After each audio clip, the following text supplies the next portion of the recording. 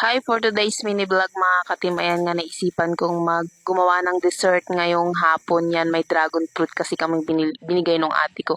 Yung mga oras nga na yan, inong maga, nandyan na ako sa may trabaho. Bago mag 7:30, nandyan na talaga ako. Ayan, naghihintay na ako dyan. Ito nga, tanghalian namin dyan yan sa may trabaho. Ito ang tanghalian namin, bangus na sinigang ba yan? Sinigang.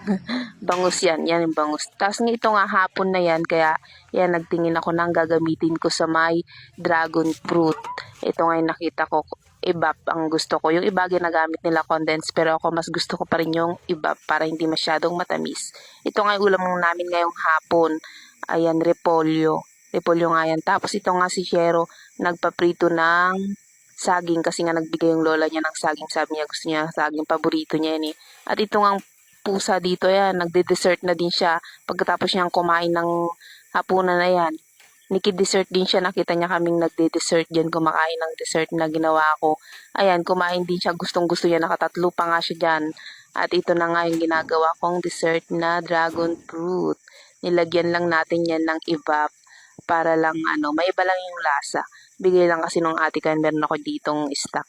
Ito lang po. Bye. Thank you for watching. See you in my next mini vlog.